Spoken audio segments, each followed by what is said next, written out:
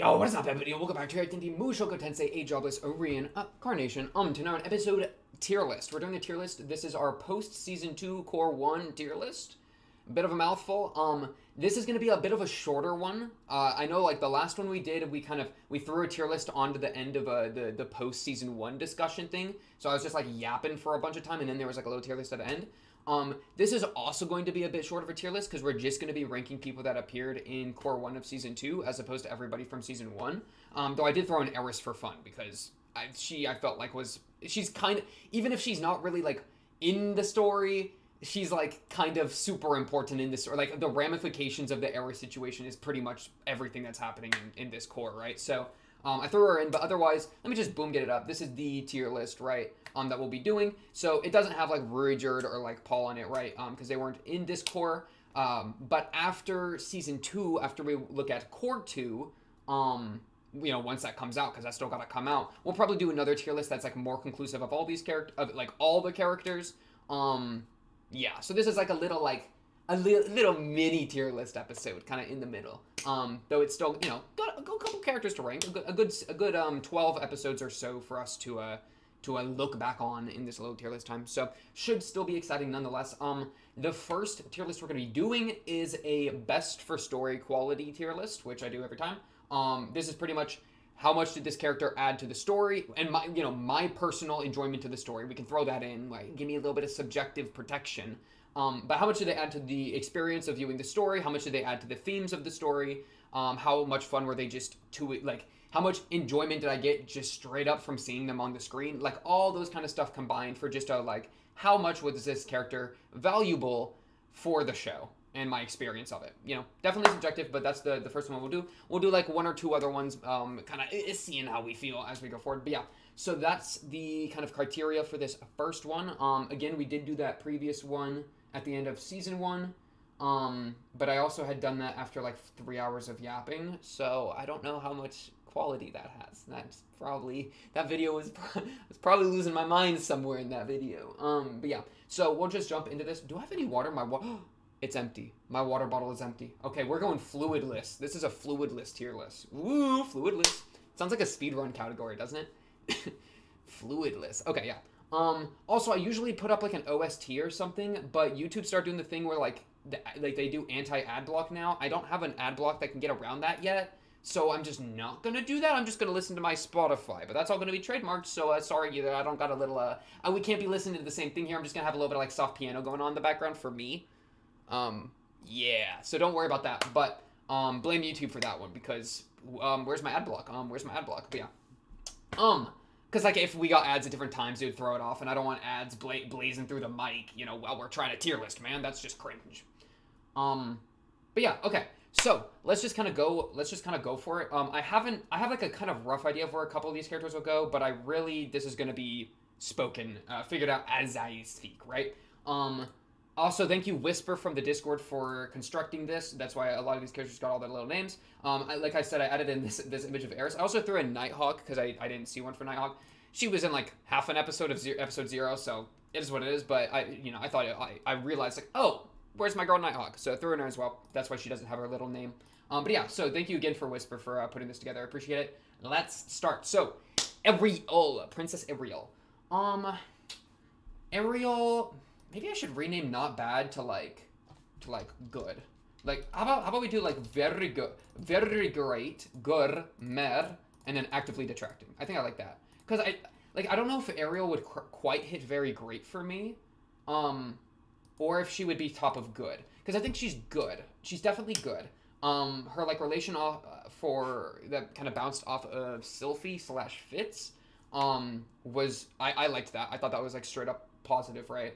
Her like political moves kind of going on, I can appreciate. That gives like a kind of another dynamic to the story that like we haven't really seen a ton of before. I mean, I guess we've seen it a little bit with like Rudy interacting with like Eris's family, but kind of seeing that again, I liked. Yeah, so I think she's good in a couple ways there. How she bounces off of Sophie is good. I don't know. I felt like she was a little like I expected her to be utilized a little bit more. We still have another core to go, so like that's not a bad thing. It just is more so saying like we haven't gotten a ton of moves out of her. Like she gave that speech in front of everyone, which was cool. And then obviously episode 0 like had a big magnifying glass on her.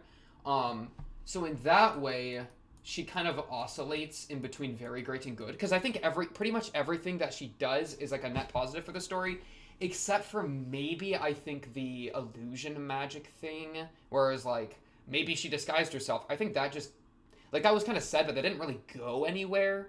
When I kind of thought it would, so I feel like that kind of just muddled things a little bit for no reason. So other than that, though, I think she was a really positive addition.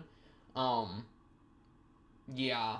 So we'll put her in top of good for now. She might be our gatekeeper between these two tiers.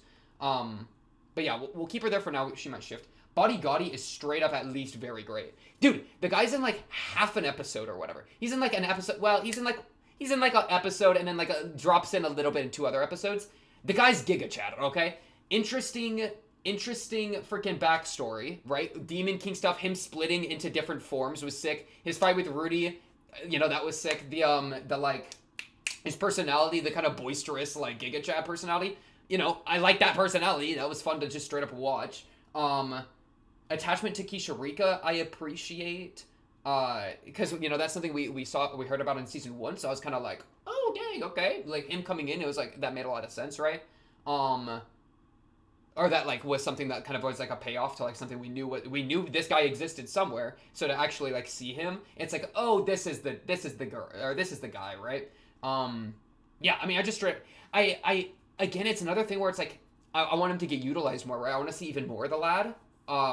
But I'm definitely, like, in between, like, trying to rank him to Ariel. I'm more excited to see Body Gotti in the future than I am Ariel. That's not to say I'm not excited to see Ariel. It's just Body Gotti is, like, it's like, oh, dang, you're interesting when it comes to, like, the race dynamics of the world, right? Because you're, like, demon-blooded, right? And you look like it, too, unlike Roxy, who straight up looked normal half the time.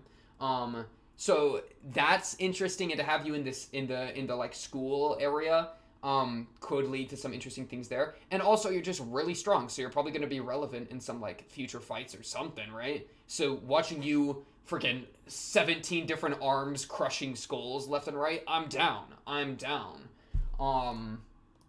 Yeah, I mean, he just straight up kind of based. Yeah, I mean, I don't even know what else to say. Cliff is a toughie, bro. Cliff is a toughie. I kind of got excited to see Cliff. I feel like I got like kind of hyped when like Cliff was in the area, because like it makes a lot of sense for him to be here, right? Because I kind of have said before, it's a little weird to me that every single one of the special students is somebody that like Rudy either knows or is directly connected to somebody Rudy knows, and that like held true all the way up to like the reveal of Nanahoshi. Cliff though makes especially good sense to be here because he straight up is a wizard prodigy, so of course he would be here, right? So that I appreciate that. Like he felt very like he made a lot of sense to be in the location. And then his attachment to Eris was immediately like, oh bro, like that's kind of the entire plot right now, is Rudy dealing with the trauma from Eris, right? So like any attachment that another character has to Eris could be really interesting, right? Though, and like him not liking Rudy at the start, I was kind of down for too. I was like, okay, like that could lead to some like interesting clashing, right? Because I do like seeing characters clash in negative ways as well as positive ways, right? We get to see more dynamics of characters if they go through a lot of different situations. However, I feel like we didn't get to see too much stuff happen with Cliff. You know what I mean? Like I feel like I had higher like he felt like he was going to be interesting in ways that he didn't really pan out to be, because instead he just gets with Elena Lees. Which is I guess kind of interesting in its own way, where it's like, oh, she like he sees past any of the like sexual, like the immediate sexual flags, and actually like romances her, So that was like kind of sweet and cute in its own way, kind of a little unexpected too, as well, but not in like a like that was a way that I was like, oh, that's kind of crazy, but I was like, okay, like that's kind of sick, like I don't know, let's see what we do with it, So we kind of steered away from like any attachment to Eris, any bad blood with Rudy. He instead like puts away all his bad blood with Rudy, and then to get with Elena Lees. So that was kind of like a little bit of a I don't know, like I'm willing to just kind of be like, okay, the guy's less vindictive than he could have been, like perhaps that's like some almost off-screen character growth in the few years that he's aged since we last saw him, where it's like, maybe now he's just kind of gotten over himself a little bit. He's humbled a bit. So it's like, okay, well, I can believe that he's like that. Like, that's not the problem. It just feels like, I was kind of expecting something, so it almost feels like a little bit of a missed opportunity or something. But then it's like, no, okay. But then it was like, okay, we're instead doing this Elena Lee stuff. That sounds really interesting. So I'm kind of fine with whatever else I was thinking to not be the case. Because that enters into some like interesting questions of like, well, especially with her sex curse of like, how are you gonna deal with this, right? Are there gonna be situations where like how does y'all's relationship work? Is it like somewhat an open relationship because she has her needs that like she's straight, like they're needs, where she'll straight up die if she doesn't have enough sex, right? So is there somewhat of an open or like poly relationship kind of going, like, I was like, that's kind of some interesting territory we're going into with Elena Lees as a character, like delving into a romantic entangling with her, right? Like that's straight up interesting, we haven't gotten any payoff yet though, right? I mean, we've seen them cuddle together mostly as a way to show Rudy how alone he is, right?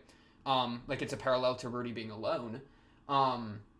This really, it was just the hookup arc, bro. Rudy and Sylphie, Cliff and Elena Lees, Soldat and My Soul, Man God and Rudy with the twerking scene. What else? Mimir and Being Dead. Shout out my boy Mimir. Hey, shout out my boy Mimir. What a goat. But yeah, so in those ways, like, I was kind of excited. Like, I had high hopes for Cliff, but I feel like we didn't really do anything with him yet. But we could still be cooking in that regard. So I can kind of accept that maybe there's some cool setup going on, where it's like, okay, we're setting up some to like hit some balls out of the park with the Elena Lee's relationship, pursuing some interesting dynamics or something, like getting into that, fleshing that out. I'm down. But if it just kind of happens, then it's like, okay, like I don't know, like give me some of the juice, right? So I would probably put him just below Ariel for that. Conrad was like Soldat's bro. He was good. I don't know, he's almost kind of meh because he just kind of didn't exist much, but I remember being like, oh, like we heard his name a couple times. I was like, oh, that's my boy Conrad. So I'm down. Darius is probably meh. Because he's straight up just like I don't think he detracts from the story because like, I don't know. He's kind of one-dimensional, gross, pervy, evil political guy, right? Like there's not a lot going on there. But he is why Nighthawk jumps in, who I actually am quite interested in. I'd probably put her just above. Maybe she's above Ariel. Low key. She might even be very great. We'll see. Darius though, like I don't think he actively detracts from me. He's just like kind of well, I don't know. He's probably like very bottom of meh. Because I don't think he actively detracts. Because he doesn't really do anything except be gross and then cause that fight scene to happen with Sylphie and Ariel, which kind of puts the domino into effect that Ariel goes to the school. So he only is really there to get the plot moving in a direction, which isn't bad because he's only like he just kind of shows up and does that, right? And it makes sense to be a gross pervy guy in the political area, right? What I find interesting about him though, and it's less of him and more Nighthawk, is her name is Night-Eyed Hawk, sorry. I have my notes up. Night-Eyed Hawk, the concept of a slave assassin is pretty interesting to me, especially like there's something about, and I think it might be even a little bit headcanon. I'll accept it. I'll accept if it's a little headcanon, but just the scene of her in episode 0, and I talked about this back then, where she like looks over at Ariel and Sylphie in the bed, and then and then Sylphie wakes up and looks at her, and then the fight happens. That little look she gave to them, I was like, dang, that kind of, what's going on in her head? Like, that to me immediately like triggered a like, oh, like let me try to like spect into her character. What's the word for? I was gonna say like introspect, but like, how do I introspect into her? Like, just do I spect into her? Language. Either way, though, that really intrigued me. Of like, dang, like what would the mind of this girl be like? Like where she's used both as an assassin, also somewhat as a sexual object. She's obviously like a girl, so like pliable brain, really effed up situation. Not at all hiding that it's an effed up situation, right? Like that's brutal. So that immediately got me going, like, dang, like this could be a really interesting character to like see her interact. Like any small moments of hesitation or just like something flickering in her eyes, a little bit of light returning in her eyes, anything like that is like immediately super interesting to me.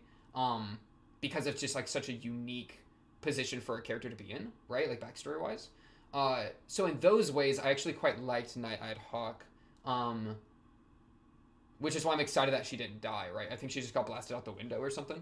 But I don't think we never saw a body. I think she just got repelled rather than killed, right? But yeah, just the concept of like a slave assassin. Because the crazy thing about that is like, the girl can kill people. Like the girl knows how to kill people. That's kind of her job. But she doesn't kill Darius, right? Like she's still a slave. So what situation is there that keeps her restrained as a slave while also having the skills of an assassin, right? Is it magic? Is it straight up psychological manipulation? Like, has she been raised as almost like an assassin machine, you know? And in which case, how might that machine break down, right? Like, when in contact with something like Sylphie and Ariel having a very cute moment in bed, you know, they're holding each other's hands, like, falling asleep. Is there something within, like, something deep within this, like, slave assassin mind that, like, you know, clicks at the thought and that causes, like, a slight hesitation or something? Like, that is such a fascinating little dynamic to me.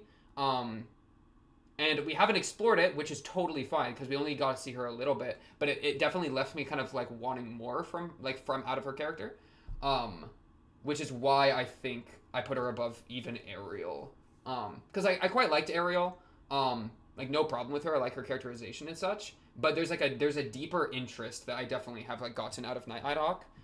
However, that wouldn't compare to like Body Gotti, right? Who like we've gotten a lot of like really fun expression with. And I'm just kind of longing for more, right? Derek? Who the hell is Derek? Wait, who is Derek? Am I forgetting this guy entirely? Derek. Which group was he part of? Was he part of Soldad's group or was he part of the Mimir group? Like the Sarah Suzanne group? Because I don't think he was part of the Sarah Suzanne group, right? Wasn't it? It was Timothy, Suzanne, Sarah, Mimir. I think... I don't remember who you are. You're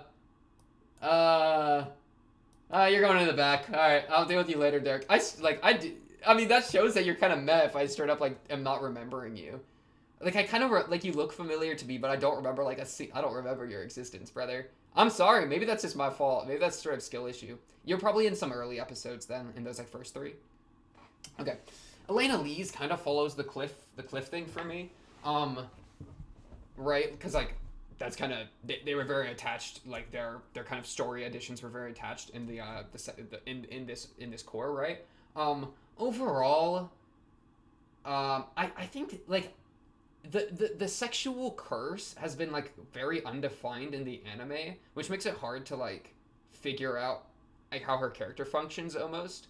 Because like I don't know, I've had like multiple conversations clarifying how her curse works, you know, in the Discord, and even then I'm like not 100% sure, you know. It's just I think it's my current mentality is that it's within the realm of like having normal sex, like sex a day or something is enough to keep it at bay, like 1 sex a day, or you know, and she can go like up to a week before like she really starts to break down.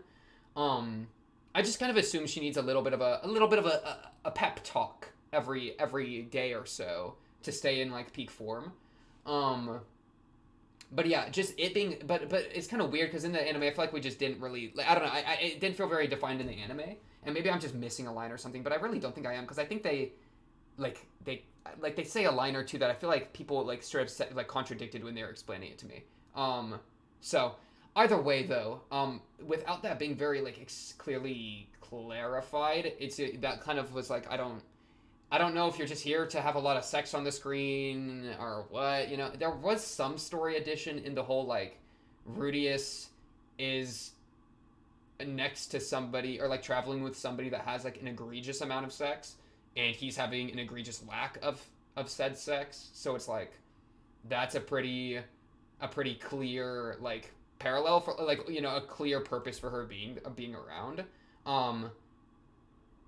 which is kind of it's kind of crazy. Like the guy with ED traveling with the person that has like the opposite, like the polar opposite of ED, where they have to have sex constantly instead of being unable to.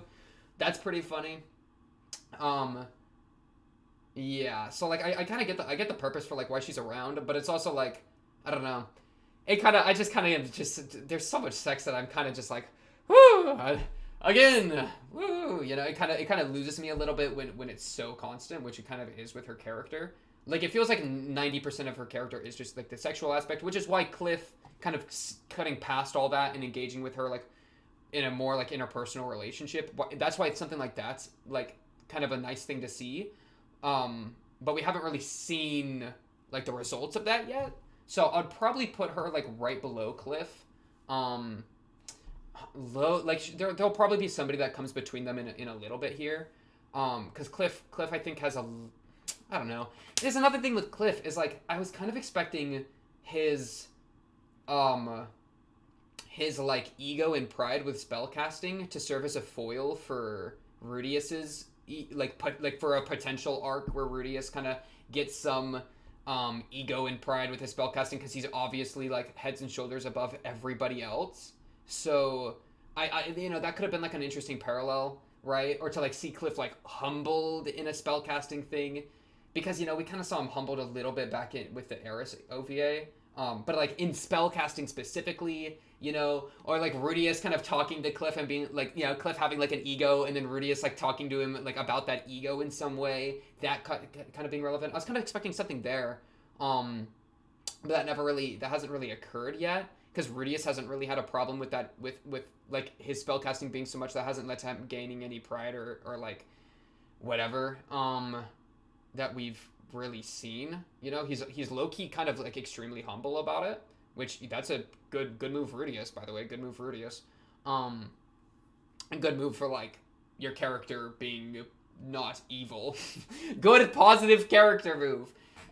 Though I almost would have liked like it's almost something that I feel like would have been interesting to see. So it's like a good for you, Rudius, but also like that would have been an interesting flaw a little bit. But if it's not there, it's not there. I'm not going to be digging for him to be more flawed, but I don't know. Something like that. But like that kind of thing is why I feel like Cliff was more interested, like has more potential than Elena Lee's, because she is just so locked into the sex thing, and that just like and I think that could be cool with like an open relationship, poly exploration, something, right? Especially now in this relationship dynamic, but we'll just have to see, right? Elise is weird to rank because she was in like a scene, she was in like half an episode, but what she represents, which by the way, she looks like Eris. We can just throw that out there, right? That was kind of a funny thing somebody pointed out. Because she was the stripper doctor, the brothel worker, stripper doctor. Hey, let's go. But yeah, that's the interesting thing that I like about her, though, right? That like it was an opportunity. She was being used like that, like hiring her from the brothel was really like us sitting down, being like, here is a sexual object for you, Rudy. She is a consenting person that like we have paid, because I'm sold out right now. Okay, this is me speaking as sold out. Elise here is our sexual person. We have paid. This is what y'all. Y'all are meant to have sex here. All right, this is clear. All right, there is no problems in that regard. And then Rudius, obviously that doesn't work for him because he's got all the trauma going around. So now them sitting down at the table and being like, "What? Are you scared of women?" Like that was so good to me. Where it's just like, bro, we're just straight up talking about it, and it's such a great situation too, where it's just like, it's just kind of real. Where it's just like, I'm just sitting down with a brothel worker being like, yeah, bro, I'm scared of sex, or like whatever. That was really like, that was a really kind of fun, like I'd even say fun, and to me interesting exploration of like the sexual trauma, where it's like, here's an environment where we can just talk about it, right? Like there's no judgment. She's a sex worker, like this is kind of her job.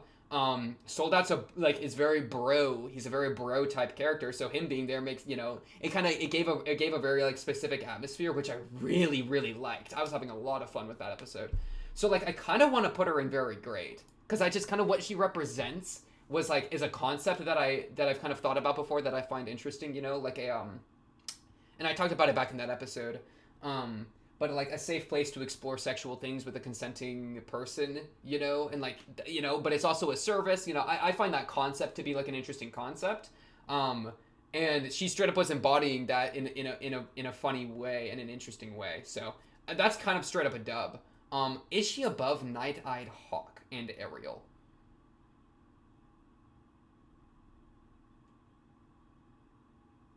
It's crazy because like Night-Eyed Hawk has like so much potential for me.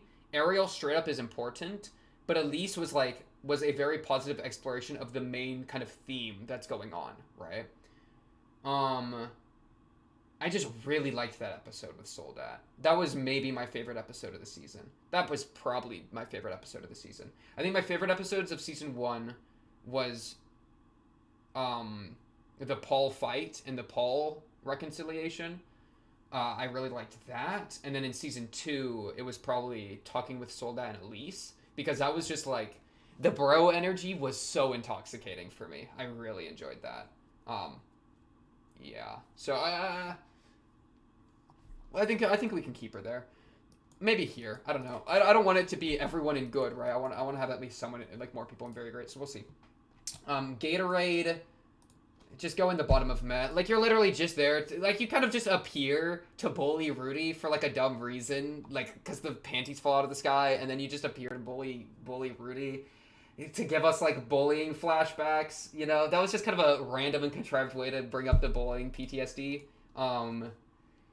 Which was just, like... Or, like, where it's just, like, clearly... Like, we're all on Rudy's side because he didn't do anything wrong. And we're just bullying him for nothing. And he's the new guy in town, so it doesn't even make any sense. Like, you're just being a dick. And then later you're like scared of him, but that doesn't even really mean anything. I don't know. Are you better or worse than Darius? I mean, at least I would say you're better than Darius because at least you were there to bring up like the bullying PTSD, which was like interesting. Though we didn't really, that we kind of just moved on, which is fine. I mean, what else do we have to say about it? But yeah, Grabul, he was scary political man. Bottom of very good. I mean, Conrad sweeps that, right? No, I'll say Grabul beats Conrad, just because Grabul was cool and scary and political. I'm down with the cool, scary, and political, man. Wait, let me redo this. Let me go gamer mode. We gotta focus. Yeah, I don't know how much to say about him, because he really is. It wasn't in much.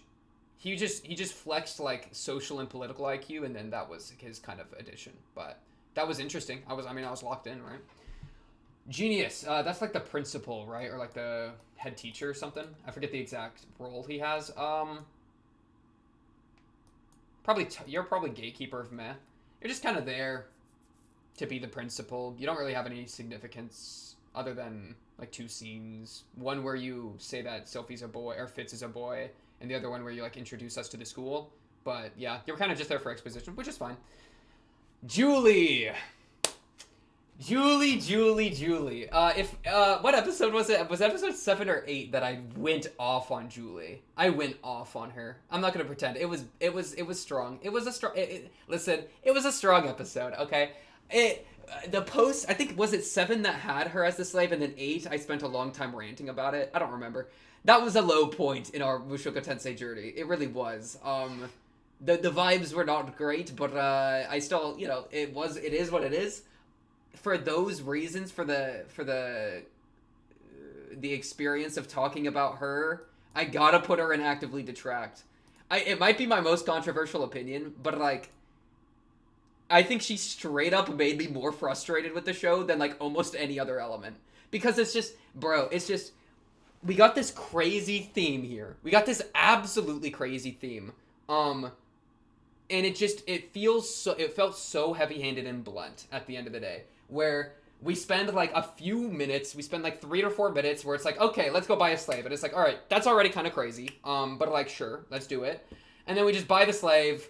We have this like moment of like Rudy connecting with her, where it's like the whole like I could kill you. You're just what was he saying? Like Rudy was like, the despair, I think it was the despair in your eyes. That's despair I felt before. There's no point in continuing living. We can't like forcing her into working won't like make her love like want to live or something like that. So he was like trying to get the consent or like asking for the consent out of her to die. That whole thing was just, it happened so fast, like a few minutes, and it was just like pure, only really there to like throw out the message of like what Rudy says of you don't have to want to live, you just have to not want to die.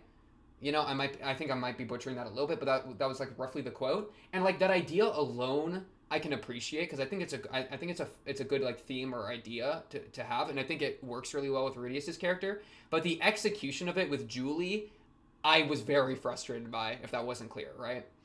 In that like episode 8 thing or whatever, where it was just so fast, like the despair was so just like boom, here it is, as opposed to something with any like more nuance. Where I was just like, yeah, like no dip, Rudy. And then for her to kind of transform immediately into like the cute little sister character, it's like, well, where'd all the despair go? She's just the cute little slave sister now, you know? And like her cheering like Roxy, go Roxy, panties, go panties in the freaking next episode. That was like, I was like so gone, bro. The immersion was so gone. I was not even sitting in this chair. I don't know where I was, but I was somewhere else entirely. Where it's just like, an episode or two ago, we were asking for your consent to die as a 6-year-old slave girl, and now you're chanting about the Roxy Panty religion. I just can't, bro. It was too fast, too quick for me. There's something, like, those heavy themes for me, I've been thinking about this a lot. I'm even going to take my headphones off for this one. I've been thinking about this a lot, where it's like, what makes a heavy theme executed well in my eyes? One thing that I've really appreciated in with like certain media, and this is anime, this is games, this is all sorts of stuff, all sorts of stories, is I think those heavy themes work for me the best when there's a heavy atmosphere with them, right? And even Mushoku Tensei in that scene, I think, was to some degree trying to conjure that atmosphere, you know? Everyone's being solemn, everyone's being serious, even freaking Zenoba has like a kind of like slightly downcast expression, all these things, right? And so there's kind of that energy in the air, which is that like somber energy, right? And I think the more that the atmosphere complements the theme, the better it is, right? I find the atmosphere to be very, very important. And so when you have something like and that's almost kind of obvious, right? But it really comes into fruition with like, do I go on my tangent? I'll go on a little tangent. Fear and Hunger, you know that game? A big game, it kind of blew up. You might know about it a little bit. I played that game like a little bit before it got big, right? I just randomly saw it on Steam, and I was like, and I went in completely blind, and I played that hoe.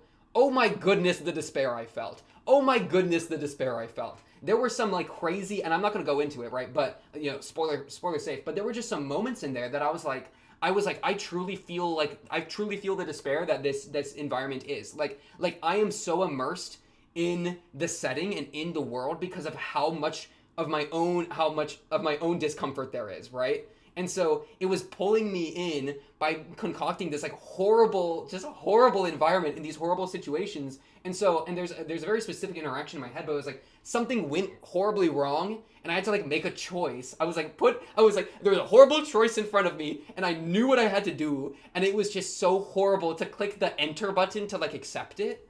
And the moment of clicking that button where it's like, in reality, I'm just sitting at my keyboard pressing the enter key. But I really, like, the true weight of the moment hits so hard. It, like, elbows me in the stomach and throws me to the ground, and then people's elbows me in the back, right? Because of how much the atmosphere is just, you know what I'm saying?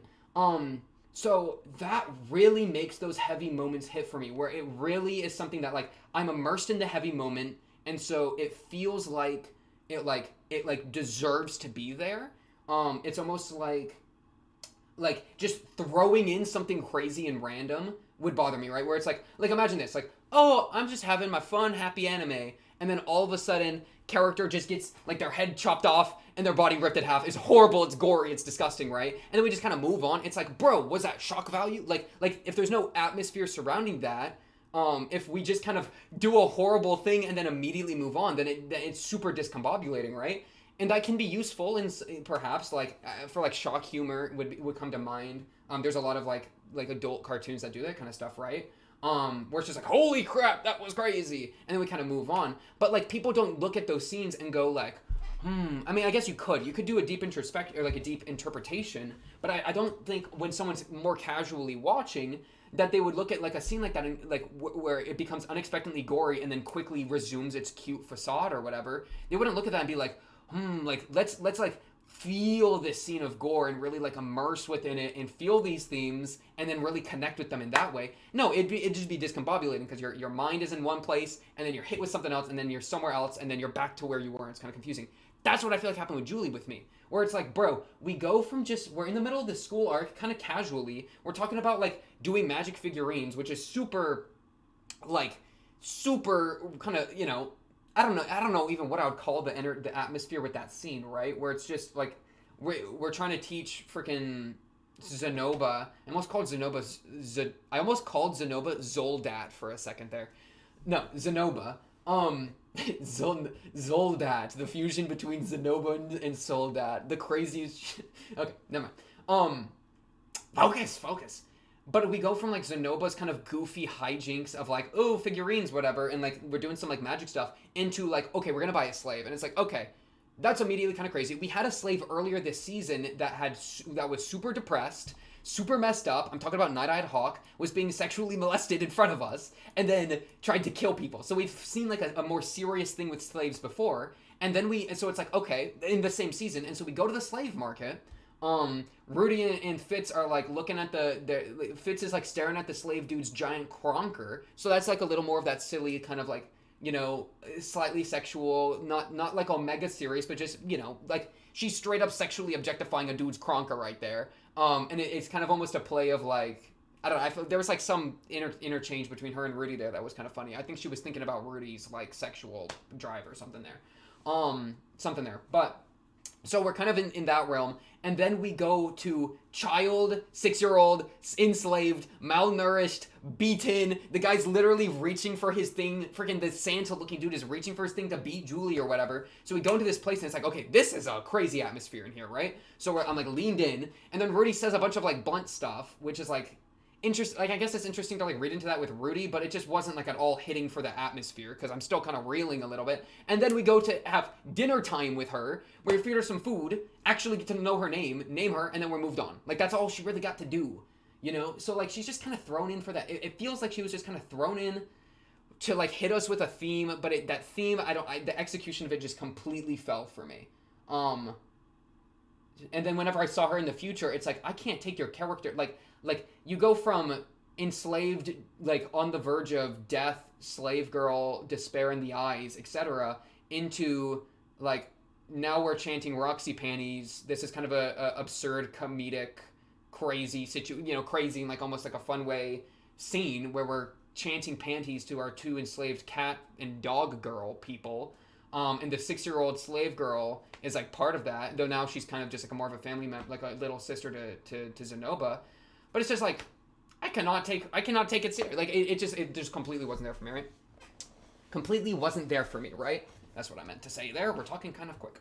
But yeah, so that was the biggest misstep of the season for me. If it wasn't painfully clear when I watched it, definitely engaged the villain arc for a minute there, where your boy had some the mask came off a little bit, to say the least. But yeah, freaking Julie, bro.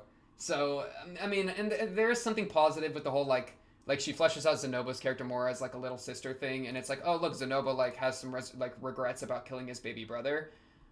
That also is just, like, okay. I mean, Zenoba back then, hurt his one brother and whatnot, like, I don't know, I'm not, like, that wasn't, like, something unexpected for me. It's like, okay, like, there's some more character depth for the Zenoba, but, I mean, that was not nearly enough to outweigh the botched execution, in my opinion, of that theme, right?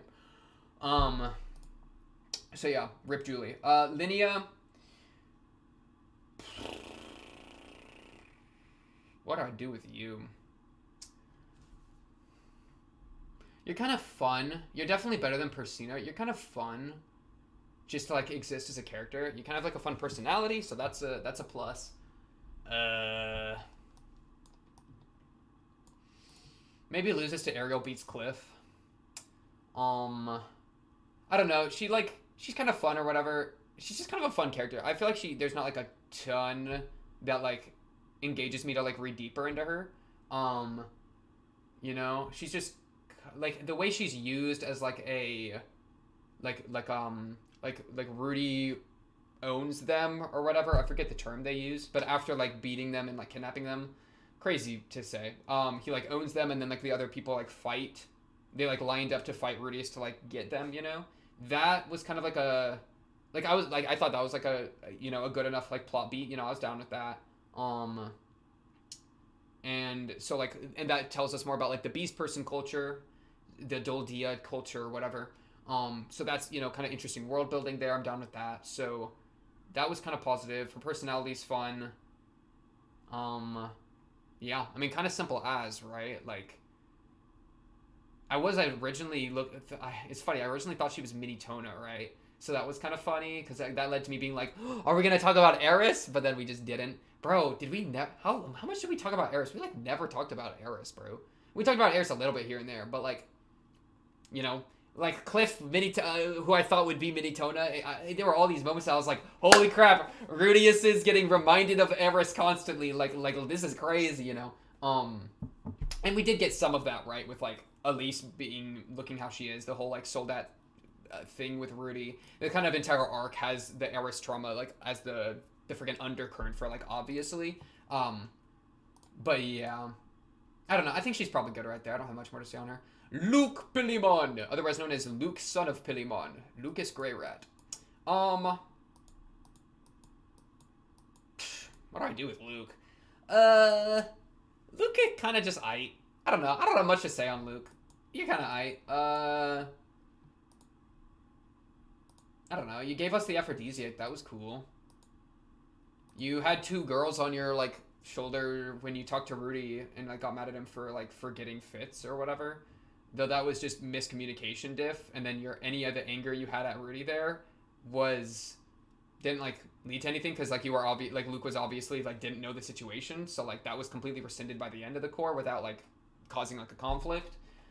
So you're probably just below Elena Lee's. I'm gonna drop Conrad and Grabul to Meh, I think, to like give us a better arc here.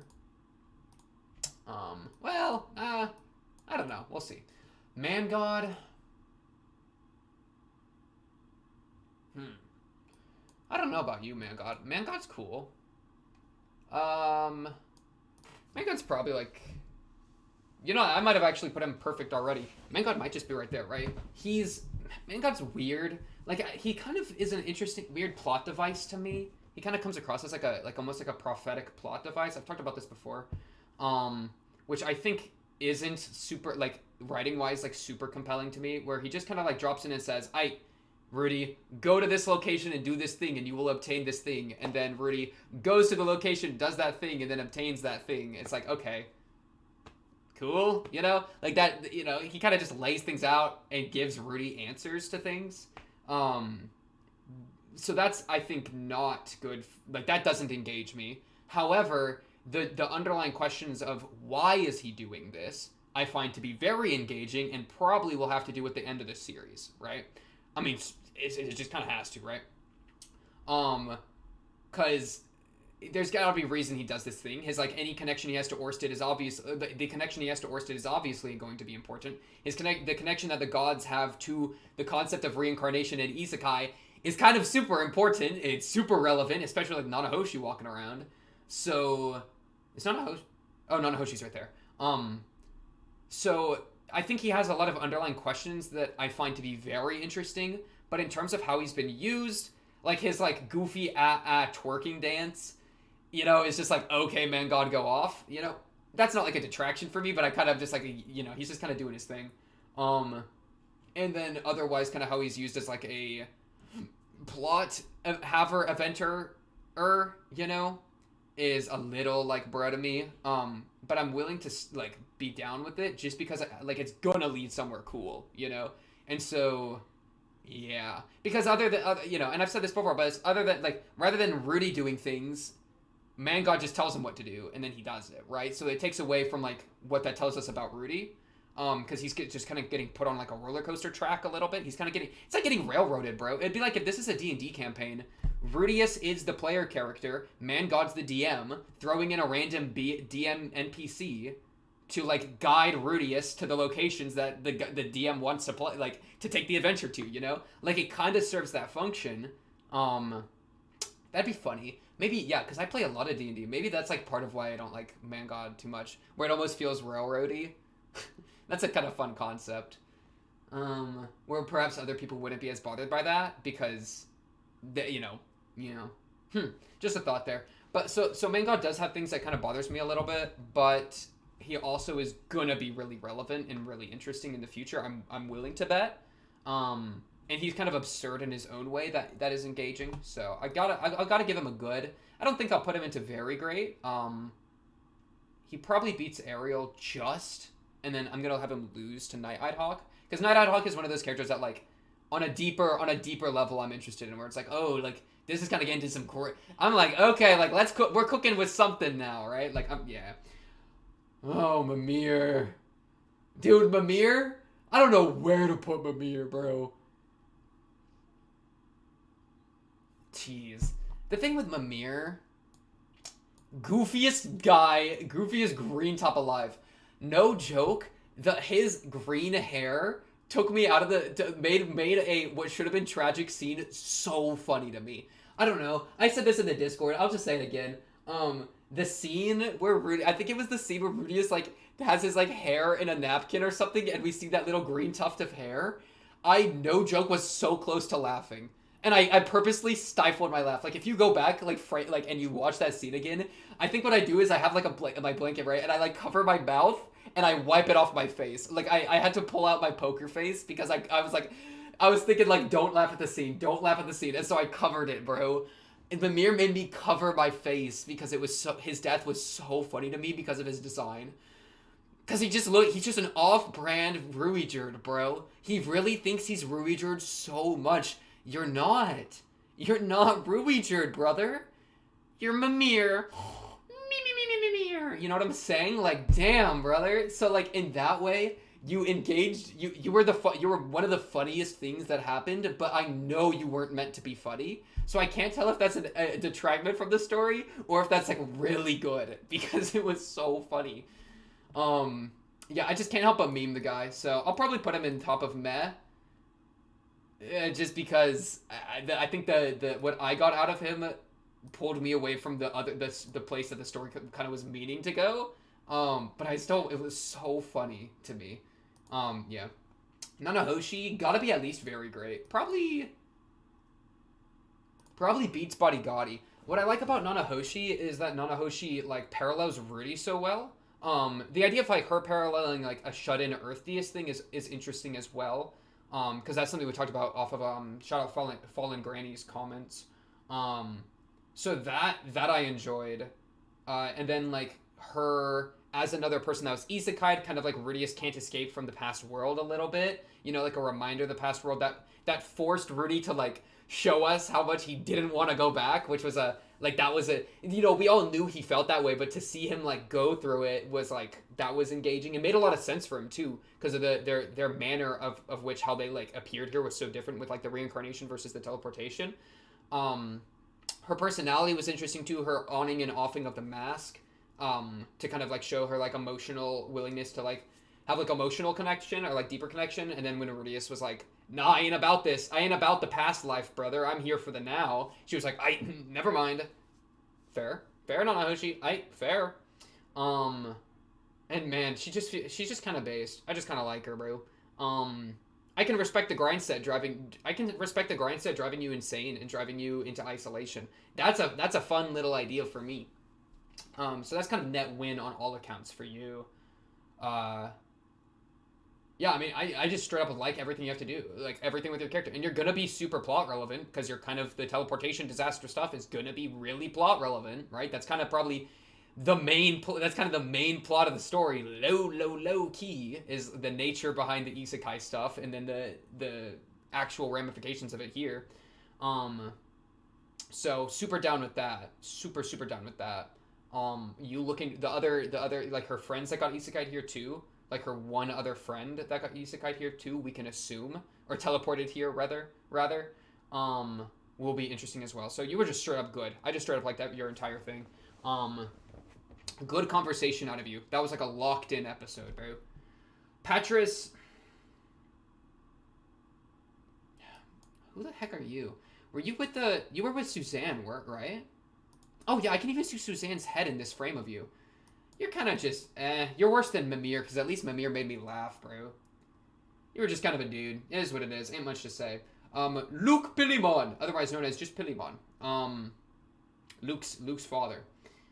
We heard about you in season 1, so actually getting to see you is cool. You were kind of a weasel. You were kind of a rat. I didn't even realize it was him because he was like that bruh, you know, where he was just, I don't know, he doesn't got as much charisma or swag as I expected, right? Which is fine. But he's just kind of meh. Like, yeah, I don't know. We'll see more of Pilimon in the future, hopefully, but he didn't really leave a lasting impression for me, right? I might drop Conrad. Persina. You're at least below Linnea. Are you above Cliff? Probably not. Are you above Elena Lee's? Probably not. Are you above Luke? Probably. She's just basically Linnea's sidekick that eats a lot of chicken and makes jokes about allowing Rudius to sexually molest Linnea as much as he wants, which is fine. It just is kind of like, yeah. I don't know. I think I just like Linnea's personality more, and that's pretty much, like, in terms of, like, plot significance, they kind of have the same level, but Linnea has a personality I like more, and she's attached to Minitona, who I like more than the other girl. I could get her name if I wanted, but I won't worry about it. Yeah, I think simple as. Oh, Rudius Greyrat is up next. Every time I look at Rudius Greyrat, I just can't figure out where to put the guy. Because he's really the core of it, right? He's really the core of this entire thing. Let's just go top to bottom. Does he actively detract from the story? No. He's kind of the entire story, right? My problem is, like, so much revolves around him in the anime that it kind of is like, bruh. And then, like, I think I'm less engaged with him. Like it kind of goes... Let me put him back. Something I've been thinking a lot about is the experience I had watching episode 12, right? Where, or like the last episode, the episode where him and Sylphie hook up, basically, right? That whole thing. Where when I'm watching that, I wasn't, like, excited for him or, like, really, like, I wasn't happy for him, right? I was just kind of like, you know? It wasn't like, because, like if something good happens to somebody you care about, then it's like, yeah, you know? If something good happens to someone that you don't care about, it's like nothing. It's like, okay, you know? And if something happens good to someone that you actively hate, then you're going to get, like, frustrated, and maybe in a good way, right? Kind of depends on the context. Where, like, a villain getting a win, you know, that you don't like the villain, but it's like, it's good, it's like bad in a good way, right? Watching him get with Sylphie, which was straight up, like, a good event for him, pretty much straight up a good event for Sylphie too, where they both had, like, I think very positive, like, positive things come out of that for both of them, right? So it's not even a question of, like with the Eris stuff, it's like, oh, this is effed up, right? This got problems in all sorts of ways, right? But him getting with Sylphie, it's like a lot of those problems, you know, aren't really much of a problem, right? You could still poke at him for the age thing, which I think would be valid to maybe poke at, but that's something that in isolation I'm not going to, like, destroy, especially where she's, like, 16-ish now, and so it's like, at this point, it's, you know, it's a lot different than Eris, who was, like, well, I mean, Eris was 15, because she had just turned 15, but it's a lot different than Eris, who that relationship started when she was, like, 8 or whatever, right, or, like, 10 maybe, and I think it was 10 to 15, was it? Either way, it's a very different situation, right, because of the big gap that Rudy had, in getting to know, like, with the Mana Cataclysm, huge gap there, so a lot of the developmental time Sylphie got to have away from Rudy, which I appreciated, and like, I think made it more healthy or whatever for them to, like, engage later. And then getting to know her as Fitz for a long time, where they just get to know each other, communicate a lot, you know, that lets them get to know each other and not rush into things, and then they actually realize who, like, Sylphie then has the complete power to reveal who she is when she's comfortable to, So there's not like she's not like getting pressured in that way by Rudy. And then Rudy is just like, oh dang, I'm down. And then since Rudy is going through all the ED stuff, he's super respectful and polite in engaging with her further, right? And that's something that they take time and think about and lean into with the aphrodisiac. It's super planned, right? So it's like, okay, these are like just like a lot of any possible concerns are abated, right? So that's not the issue. And straight up, I think they both enjoy each other's company a lot, right? Like, I don't think that's without question. For them to jump into getting married, it's a little crazy, but I think Rudy is, I think a little bit of extra context, maybe, I think from a light novel chapter maybe I read, or maybe it was just a comment, I don't quite recall where, because I've read a little bit of the light novel, just scenes I've already seen. I haven't read ahead, of course, but, like, I read the, some of I read, like, the Eris chapter, I read that in a video, and then just, like, I did also read Rudy and Sylphie, like, episode 12, like, them getting together. I read that in the novel as well, because that was, from, I think, Sylphie's perspective, which I was interested in, like, that, to see kind of how they played with that. But, so, like, overall, there's not a lot, like, there's not like, red flags flying around, right? But, when I'm watching it, I wasn't like, yeah, Rudy, or yeah, Sylphie. I wasn't like happy for them or like proud of them. I wasn't getting like a lot of like positive energy. And I mean, and obviously I'm talking about my subjective experience, right? That's just straight up what happened, right? This is a recollection. This is a historical account. And so I was thinking a lot of like, why, right? Why am I not like happy for Rudius when this is pretty much purely positive for the both of them? Like even if I logically accept that it's like really positive for them, I wasn't like emotionally on their wavelength at all, right? Oh my goodness, I moved my phone so you don't get my notifications going off. And so I was kind of questioning, like, why a lot of the time. And what was my conclusion there? I didn't really reach a conclusion. If we're going to be super honest. I think I'm not super engaged with Rudy's character. Like, I'm not on his emotional wavelength. So, like, when good or bad things happen to them, I'm kind of just, like, I kind of just, like, a little bit. As opposed to being, like something bad happens to Eris, I'm locked in, bro. Something bad happens to Sylphie, I'm pretty locked in. Something bad happens to Rudius, I'm kind of like, it just doesn't work. It doesn't do it, I'm not very engaged in his character in that way. Like, or invested in his character, I think would be a better word. And the question of why, there's a lot of questions. I mean, one of the things going on there for sure is that Rudy is, as a shut-in character, his attachment to like there's a level of realness with the show that pulls it into like some pretty crazy territory. What I mean by that is that by like going through like that whole Eris scene, that was giving a lot of weight and a lot of that atmosphere that I was talking about earlier, like in regard to the Julie thing. Like, I like the Eris thing, I think, more than the Julie thing, because, we were getting that atmosphere, and it was crazy. Like, I was getting emotional response that wasn't just me being frustrated, it was me being in despair and being like, well, yeah, in the moment, would despair be the right word? I don't even know. But there were some, crazy emotions going on when I was watching the Eris scene, for sure, where it was just like, oh my gosh, this is crazy. Julie scene, I was just kind of over, right? Where it was more like I just didn't care and it frustrated me rather than it was engaging me in a way that I perhaps, that I had to parse through in a way that maybe I didn't like, or maybe didn't like what the message was, but at least there was like a thing going on, right? So it's, the crazy thing about that though is it's so like it's not scared to do that stuff, which makes it feel more real, like, we've gotten to know this girl, and she also has all this influence from her family and all this stuff, so it, like, grounds it so much, which then makes it, what's the word I'm looking for? It's like, okay, scratch that train of thought, new train of thought. It'd be like if I went somewhere super abstract and weird, right? If you just went super wacky with it, right? And you started going off on something kind of goofy-gandy, then, and like imagine, like, ecchi fan service, whatever, right? Where it just goes into, like, just straight-up absurd levels of fan service. And then it's not like an absurd level of fan service happens, and I become super bothered by like a sexual element where it's just like, well, I mean, that could happen, but it's very different than like the Eris scene where it's given that weight. If somebody just like trips and falls and boonga boonga, it's like, it's kind of okay, dude, or whatever, but it's just okay, dude, it's not like I'm taking that omega seriously, because it's obviously not meant to be taken that seriously.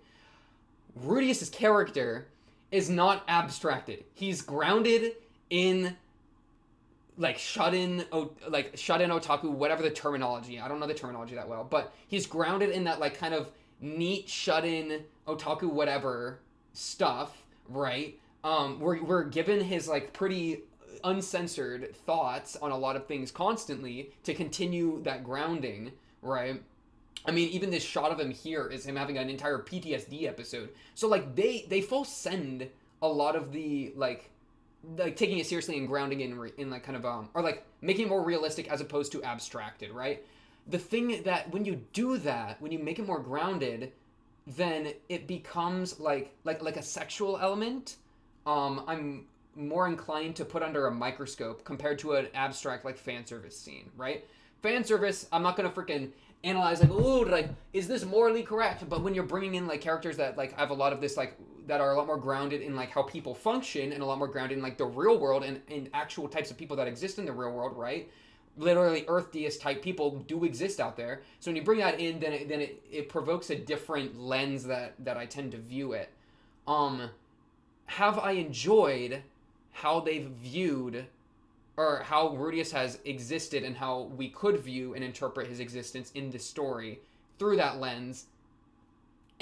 Right? It hasn't I just have started to lose it. I've just started to lose it with the guy, right? Where the frick do I put this guy? I'm already sick of talking about him. I'm just sick of talking about the lad. You know, I don't really root for him. You know, it's not like I'm really on his side super hard. I'm not exactly like rooting for his downfall either. I'm just kind of like disengaged with him. Like I'm so much more interested in like Nanahoshi, Bodygotti, freaking Night-Eyed Hawk, Eris, Sylphie. I'm so much more engaged in those characters and their stories and their perspectives and how they feel about things than I am with Rudius, right? He's a lot less engaging to me as a character, right? And we could go into a lot of like maybe that's because I don't like the type of like the Earthiest type people, and so the story about an Earthiest type person, you know, I'm already kind of, you know, it requires a little bit of pushing for me to follow. Kind of that thirsty horse analogy kind of even comes into play a little bit. Yeah. He was a lot better in this arc, I think, overall. Where, like, him getting ED was good development, though. I did like the ED stuff, I think, because that was, like, such a thing in the first season. So watching how that kind of adjusted how he functions around, like, people in sexual situations, like with Sarah or, like, with Sophie, like, undressing Sophie, right? That I liked. Like, that was interesting to watch. But I'm still not like engaged with this character in such a way that like him and Sylphie getting together, I'm not happy for him, you know? It's just like, I don't know, it's almost that thing I remember that's like, if you have a person that absolutely sucks and they go up to a level of average, then it's like, good job. Welcome to average, you know? Like the climb from, it's almost, man, it's kind of that question of like a horrible person that becomes average, are they better than a person that was always average? Right, that never was horrible and stayed at average. Is there something inherent in the climb up to average? Horrible being kind of like a moral or like condemnation of his character, or like his like character traits, right? Not horrible as in he's a horribly written character, because I think he's a fine written character. But in terms of character trait, right? Does somebody that like had a lot of problematic character traits and then becomes normal? How does that compare to somebody that was just straight up always normal, right? I think in terms of like engaging in media, there can't like fixing flaws or investigating flaws can be really engaging. The way we've investigated Rudius's flaws, though, just hasn't been like I haven't really been locked in for it. Maybe this is just all damage off of the Eris thing. Maybe the Eris thing just because I mean I wasn't even yapping about the whole like I'm unimmersing from the story, I'm halving my immersion, you know. Maybe this is kind of the result of that concept of just like I've pulled myself out of trying to like get into it like a lot of his character and immersing in his character and investing in his character because of the consequence of season 1 ending, right? I don't know. So where are we gonna rank the guy? Maybe I'll figure out some more better clear thoughts to talk about on him in a minute. He's just hard to talk about. He's hard to talk about, and I don't know if how much like I care about talking about him, you know. He's definitely good. He's definitely the Grubble, definitely better than Luke, Persina, Lana Lee's, Cliff, Linnea, aerial manga. He's probably the peak of good. I'll probably peak him at good and then stop him there. Because he, as the main, like, it's some of my like things that pull me out of the story that has to do with his character is like so much of the story kind of revolves around his character, and I think that's straight up an anime diff than light novel, because light novel had like other people's perspectives a lot of the time. And so everything kind of revolving around Rudius a little bit, I'm not a huge fan of. And then like Rudius getting handed things sometimes, I'm not a huge that's not engaging. Like Rudius getting handed the Kisharika Demon Eye, kind of a bra moment. Rudius just getting told how to go fix his ED and then going and fixing his ED. It's like, well, good job you fixed your ED. We all knew this was going to happen, right? So watching it occur, it's like we all saw this coming, which isn't necessarily bad. But like we were just kind of waiting for Sylphie to get off her booty and like actually reveal the thing. So like the whole like last 2 episodes of them just like chilling together, it's like, well, there was not really any conflict. We were just kind of waiting for them to do this, and now they're doing it. Like took you long enough, like low key, right? Man, because I was ready for some conflict with the whole Ariel. Sometimes or like Fitz has sometimes been Ariel in disguise. It was like, bro, that's kind of crazy, right? How many have there been times that Rudius has talked to Sylphie about like real things, and it's actually been Ariel covering, and so it's like that would be like Rudius's vulnerability with Sylphie is kind of being taken, or with Fitz is kind of being like him taken advantage of or something, because it's actually Ariel in disguise. Like that's kind of scary relationship wise, where it's like, to clarify that, but no, that wasn't really a thing at all, because it was just that one scene that it was actually Fitz was actually Ariel. So that was just kind of a nothing burger. That kind of, the purpose I guess was to make Rudy think about why he's hurt by Sylphie not talking. But then it's like because that was the thing, right? Where it's like Sylphie, Fitz kind of ignores him in that scene. Really, it's Ariel in disguise. And so Rudy says like, dang, that kind of sucks. Like, who am I going to talk to about this? Kind of crazy. I'm feeling this kind of way. I guess I'm like really into Fitz or whatever, So I guess it like forces him to introspect. But it's like, bro, like making it so that it's not Fitz's fault, because it's really just Ariel in disguise. So it's just completely a miscommunication diff. So it's not like it's like Fitz messed up and then there's like any apology or drama coming out of that, And so it's like, okay, it was just Ariel, and then like Rudy talks to Sylphie, and then Sylphie has like or to Fitz, and then Fitz has like perfect responses, which are like, yeah, I just can't talk in public, my guy. And then Fitz is all nice to him, and then it's just like, all right, bet. And the next episode we like hook up, like boom, done. So like the potential, I feel like there was like a potential for drama to show up in a couple places that didn't. And so it was just instead this kind of passive like, oh, when are we going to get it revealed? And then the reveal happens, and Rudy's is just like, oh, it's Sylphie. What's good with you? Sylphie's like, yeah, it's me. What's good with you? You trying to get freaky? Rudy's like, hey, the Kronker. It ain't. It's trying its best. It's trying to lift weights, but it's struggling. It's struggling. You're gonna have to work with me. And Sylphie's like, I got you, homeboy. And then they get the aphrodisiac. Man, the scene though where she came back for the aftercare, that's clutch. That's clutch. Where she was gone in the bed and he woke up and was like depressed, and then she walked back in the door. That was a good scene. That was a good scene. I liked that one. But overall, I'm just watching that, and it's like, oh, they had sex and they're good now. And we were just kind of waiting for this to happen. We knew his ED was gonna get cured.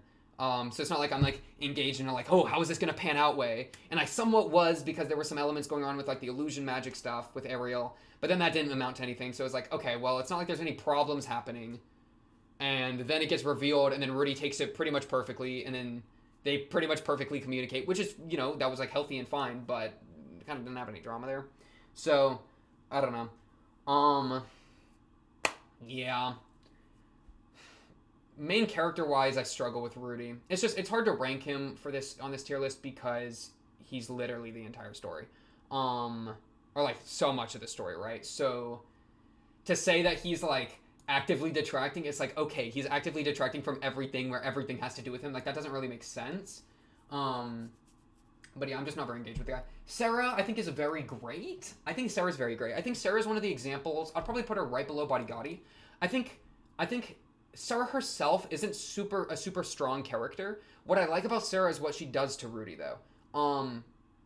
Which I could give that to Rudy. I kind of want to give that to Sarah, though, because it is entirely Sarah that causes that event to happen. That event in isolation. Where, like, Rudy kind of, like, having something go horribly wrong for him, that's kind of his own fault a little bit.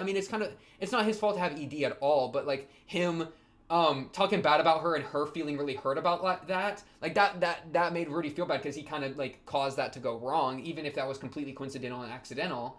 But I like it when people don't like Rudy. I like it when people don't like Rudy because everybody freaking loves Rudy all the time. So I'm looking for freaking other angles of attack, right? If everyone's obsessing over Rudy because he's Rudy the savior, Rudy the person that saved me and my child with freaking Licia, whatever the hell the maid's name is. What is it? I always forget your name. Aisha and Lilia. You saved me and Aisha, woo! Or freaking Sophie worships him, and Eris worships him, and Roxy worships him, and everybody loves Rudius, you know? And so whenever I see somebody that doesn't like Rudius, or has like something go wrong with Rudius, that engages me, because it's like, okay, we're doing something different now, right? Luke, for a minute, was like, I don't like you, Rudius, but then he's immediately converted to the Rudius camp, because it was completely Luke's misconception of the situation. Cliff is like, I'm not a huge fan of Rudius, man, because my interaction with Eris back in that OVA. But then, like, wait a second, Rudius is popular with Elena Lees, so Cliff loves Rudius now and gets to talk with Rudius and puts away all his negative feelings with Rudius. You know? Oh, even Sarah to a degree. Like, it's like Rudius doesn't negatively impact people, like, almost ever, right? He negatively impacts Sarah, but it's not even really his fault, because he's A, drunk out of his mind, and B, there was like a complete breakdown in communication with the ED earlier. So it's like, I'm not going to fault him for having ED. He didn't interact poorly in that scene with her. I was fine with that, right? And so for that to fall apart for him, yeah, that makes sense. For her to take it harshly, you know, she's not, you know, this is maybe something she doesn't do very often. I can work with that. I liked how that scene panned out a lot, right? That was like really solid. And then so for her to come back, and then he's like, he's all drunk out of his mind, like yapping about her to Soldat, and she feels hurt about that. Like, yeah, he said that and that hurt her, but even then, he was drunk out of his mind yapping to Soldat, and he's obviously projecting Eris trauma, so we can't even fault him for that, right? Like, he doesn't hurt people, like, ever, bro. He's always a positive influence on people, and I almost want him to be a negative influence on people more, because I feel like that would round out the situation, like, round out the plot more. Would that be the case? Do I feel that way? Because he, like, straight up helps Julie. He straight up helps, Soldat he's kind of bros with, you know, like, positively impacts it a little different there. Like, you know, Lilia the maid completely helps. She's like, I dedicate my child to you to be a good servant to you, whatever. So she's, like, locked in. The entire Eris, Sylphie, Roxy main cast completely locked onto him, too. So much so that, like, a lot of people even, because you might try to say, oh, season 1, like, he effed up the situation with Eris at the end of season 1. A lot of people would say that. A lot of people would say, no, Eris took complete advantage of him. He's actually the victim entirely. I disagree with that. I think it's not that simple. Won't get into that again, because holy crap, beating a dead horse. But, like, it's just crazy. Like, I think that's part of what pulls me out of his character. And that's why I like Sarah. And that's why I loved Eris so much. Because Eris started with hating the guy. And it's like, bro, everybody loves this character. And then Eris comes in and goes, bink, bink, bink, and it's like, okay, yeah, like, let's do something crazy here, you know? Like, a completely different way to approach his character, a completely different character relationship to explore when projected onto him. So I'm down with that. Sarah was kind of that same thing, where, like, it kind of goes wrong, it's messy, it was bad. Let's check it out. Let's check it out how it impacts Sarah, right? Because it impacting Rudy self-centers it back on Rudy. That's kind of what happened with Eris. Everything goes wrong with Eris at the end of season 1. Rudius is the one that takes all the damage from that. Eris just is going off screen on a little adventure now, and she was fine in her little POV chapter, right? So it completely, the mattering of it, the negative impact of that goes entirely onto Rudius, so Rudius seems like a victim or whatever, right? With Sarah, though, she got hurt by it. To see Rudius, accidentally or not, hurt somebody else, and us reconciling with that, I'm a hoe for. I'm into that. That's interesting, right? And that almost feels right with a character that I think has a lot of flaws, right? And he's working to get better. Think about this, right? It's a story about the guy. Chairs, stop squeaking. It's a story about the guy, right? And trying to get better, trying to improve, trying to make, like, better of his life, because his last life freaking sucked because of his own devices, right? If you're a flawed person trying to make your life go better, you're gonna hurt the people around you, bro. You're gonna hurt the people around you, bro. Because guess what? Your flaws don't only hurt you. That's why the earthiest type people, it's like you're leeching on your family, bro. It's not just you're wasting your own life. You're also worsening the lives of the people around you, right? That's kind of how the earthiest thing goes, bro. And so to see him drop into this world and then only positively impact people, it's like, bro, like, yeah, that's good, but I wish it was that easy. That, like, it just straight up every time, you know. And that's because he is a freaking wizard out of his mind, because he got freaking isekai into the world and got OP power-ups, right? So, of course everyone's gonna love him. Why wouldn't they love him? So, for him to, like, he gets, such a, you know, an environment to like, self-center focus on his own stuff, because he always positively impacts people, so he doesn't have to do damage control and think about other people much, because he straight up helps them, always, you know? Something like that. So that, you know, the level of which, like, that's why I like characters like Sarah, that freaking are just straight up, it goes wrong, you know? And that's why I liked Eris so much, but then Eris still fell in love with him completely. That's why, dude, Eris is going to save the show for me. Eris is going to take this is the thing, okay? Lean in. This is the thing. Eris coming back, whenever she does, is either going to drop the show, like, 3 tiers for me, or it's gonna raise it 3 tiers for me. Right now, the show's in a middle spot. It's in a freaking what's the word? Quantum entangled state. Schrodinger's Mushoku Tensei. It's either going to jump up a few tiers of quality when Eris comes back, or it's going to drop a few tiers of quality. It's either gonna jump up and be like a real solid, like, I don't know, like 8 out of 10. I could see it jump into an 8 out of 10 for me. Or it'll drop to like a 5 out of 10 if they throw the match. So right now it's like somewhere in the middle. It's in a quantum. It's not even necessarily in like a 6.5 range, but it's quantumly super entangled, where it could be in either situation. But until Eris comes back into the story, until you open Schrodinger's box and Schrodinger's enters into the story again, until that happens, I don't know where the show is, right? Because she's either gonna come back and, like, dude, the drama potential is nuts there. Rudius is gonna get married to Selphie. Eris is gonna come back and be ready, be like, all right, Rudius, I'm ready to get married. And then Sylphie's gonna be like, this is my man's. This is my man's now. And Eris is gonna be like, excuse me, you got married? I thought we banged. We literally banged. That was kind of my bye-bye ticket to you. I thought we were chill, Rudius. What the hell happened? And then Rudius is gonna be like, actually, I thought you hated me. And then that level of drama, and it's not even gonna go that cleanly, bro. I just need Eris to come in with a freaking sword and decapitate Sylphie, bro. And then Rudius is like, and then has to kill Eris, and then Roxy walks in. Oh my god. Like, could you imagine? That'd be so peak. That'd be so peak. Eris fighting Sylphie over Rudy. Eris physically fighting Sylphie over Rudy. That level of emotion, Rudy is trying to get them to stop, you know, being like, oh my god, like, you know, that all coming to a head where the lack of communication, the sins of the past at the end of season 1 being a complete clusterfuck for them all, those seeds of chaos better be harvested with a golden scythe, okay? Because if it doesn't get harvested with my golden scythe and she just comes back and then, like, we throw a few lines of dialogue and she maybe gets kind of sad, but then she, like, joins his harem or whatever, which I don't think is going to happen. Please don't. Like, if they don't freaking optimally execute her return and pull out some crazy drama, then the show is lost. Then it's gone. Then it's like, I'm gone, right? Like, that, I think that they got some crazy seeds planted for future endeavors to go nuts, right? We got some crazy seeds planted with the Rudius Sylphie mid-game marriage. How that'll impact, how Eris will feel about that, how Sylphie will feel about Eris feeling about that, how Sylphie will feel about Rudius feeling about that, how Rudius will feel about Eris feeling about Sylphie about that has to be good. Has to be good. Please. Please. Please. That's all I ask. That's all I ask. And so, Eris is the cure. Am I an Eris fanboy? Okay, Soldat, best character in the show. I love Soldat. He was the best character of the season. He was clutch. He's my soul bro, my bro dat. Bro dat me up. Literally, peak character, so engaged, locked me back in. Gurr. Bro, talk it out. I love the bromance. I love the freaking, let's deal with, like, let's actually talk about your stuff, Rudy. That trauma you bottling up. Have some liquor. Let's go to a prostitute's house. Talk about it. I'm down with that. That's engaging to me. That's like, we're actually dealing with the stuff in a way that has like a bro energy. I was just so here for it. So that's my bro. Peak. Suzanne. Suzanne. My chair. Please. Okay.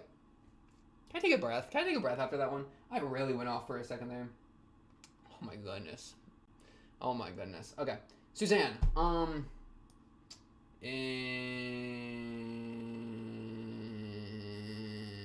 Suzanne. I don't know. She kind of just existed. She might be the top of meh. She kind of just existed. She was kind of chill to Rudy. I was like, oh, Suzanne, you kind of a bet. But she kind of was just there a little bit. I don't know. I can put her in good. I think I can put her in the bottom of good. Above Grabul. Gravluke. Above Persina. Loses to Elena Lees. Grabul drops a teal. And Grabul drops a tier. Maybe. My good is just so overloaded. Sylphietta's very great. Probably loses to Nanahoshi for me. Low-key was the main character. You know. Fit's gender identity was something I was thinking about. That never really went anywhere, but that was kind of cool to play with for a little bit. Of like, you know, how does Sophie feel about that? Sophie hiding behind the Fitz persona because she's scared to like reveal the Sylphie underneath. That was pretty good. What it did go on for like quite a while. But the reasons for her being like her being shy and having her apprehensions, which there were a myriad of reasons that we've talked about in the comments for hiding that from Rudy, I think was fine. Yeah, I don't know. I like her. She's cute. She's fun. She has a fun personality to watch for sure. Yeah. Period. I don't know. I feel like I don't have a lot to say about Sylphie. That's kind of weird where I'm ranking her so high, but I don't have much to say about her. I feel like I've talked about her a lot previously. I just don't know what to repeat. Sylphie. You have a fun name. Why is your hair white? That's kind of random. Wonder why that happened. That was kind of really important too, because that's why you aren't getting racismed against, and also why Rudy didn't recognize you largely. We never brought that up at the end of the season, or end of the core, right? I kind of would have maybe expected Rudy to be like, yo, why is your hair white? Why do you look so different now? What happened? And then Sophie to exposition it to us. That would have been, I think, good to hear then. Yeah, a little weird that didn't happen, but, you know, he don't care. He's into the white hair, I guess. Her getting with Rudy, aphrodisiac. Oh, yeah. Nah, I'm actually not gonna bring that up. There was a funny idea I had for a split second of, like, what if we, like, attacked Sylphie and Rudy getting together with the aphrodisiac, saying that you, like, ooh, having sex on drugs is a bad idea. That might fry your brainwaves, you know? You don't want to, like, form unhealthy connections because you're juicing yourself up before intercourse. Like, that'll friggin' mess with your mind. That's why it was bad for them. You know, that's a funny idea I thought about randomly. Like, oh, don't bang on Molly. Don't bang on Molly. Not for your first time with a partner. Bad idea. That kind of thing. But it was, you know, we don't know what was in that aphrodisiac, right? It just made him freaking go horny mode, so. Kind of chilling. Oh yeah, I just remembered the biggest Rudy L. It was in the light novel that because I read the Sylphie and Rudy like get together chapter. Because it was like the Sylphie perspective. I think there was one line in there somewhere about like how Rudius didn't attempt to like care about her comfort and just went for it, right? And was like being very self-serving in their intercourse. That's a Rudy L. You know, it's your first time, bro. If she's like in pain or whatever, like, bro, just lay off a little bit, ease her into it. God damn, bro, be nice to her. She's just because she says that you can eat up or whatever her line was. What'd she say? Like, dinner's served. What was her line? I forget her line that she said. Like, eat up. What was her line? I don't remember it. Dinner served. No, like, consume me. Dig in. She was like, oh, dig in. Yeah, okay, Sylphie. Yeah, no. That was a crazy line to say. Would not get me ready for action. That got Rudy's eyes bulging out of their sockets, awoogaing, okay? I want to have your kittens meow is better than dig in. Because at least I want to have your kids. Meow is insane. Diggin is just kind of basic, bro. You Ariel workshopped that with you? Come on, Sophie. Come on, Ariel. Ariel, be a better wing woman. Give her better lines than Diggin, okay? Sophie, you're just a food item to be consumed? No. I want you to enjoy, like, you have a good time too, brother. I can say brother because you're Fitz. Okay, bet. Timothy. Timothy is worse than Mimir, better than Petrus because at least Soldat called him cringe. Zenoba. Oh, gross. I don't know where to put Zenoba, bro. Who the heck is Derek? Derek, I'm just gonna put you there. Yeah, I'm just gonna put you there, Derek. Zenoba.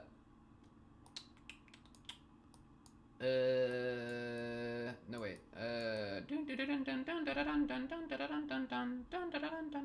Zenoba, better than Luke, better than Persina, better than Suzanne. Loses to Elena Lees. Probably loses to Elena Lees. Maybe I replace good with fine. Gur. Maybe like ite. Because Luke isn't good. Luke is just ite. Right? Rudius and like Rudius, I'd say he's good. I wouldn't say he's great or very great. I'd say he's good. Right? I'm okay with that. My God, he's good. Cliff, he's good. Zenoba, he's like a good. He's like good. Susanna's like ite. You know, good / ite. I like that. So we're kind of. I think Zenoba is where we start to transition from good to ite. Mentioned before with Julie, little sister with Julie thing. That's kind of good character depth, but just I don't know. Watching him hump a statue or whatever was just like okay, and then the figurine obsession thing kind of is just like okay. Like you go off, I guess, but I'm not following your wavelength here, so I don't really like care too much. It just is what it is. Yeah. Eris.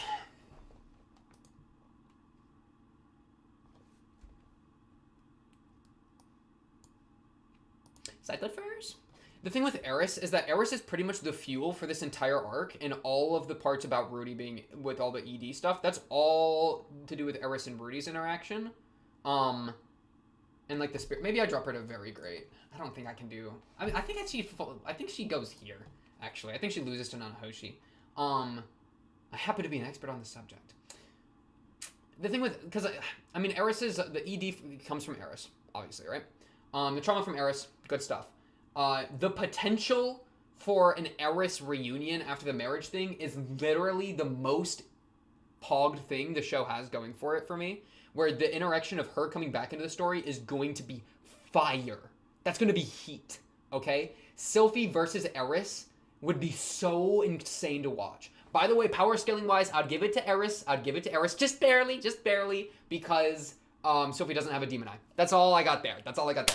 I don't think Sylphie's incantation list would be enough to get past Eris's swordsmanship, because guess what? Swords are straight up OP in the world, right? But the incantation list is a big buff, but yeah.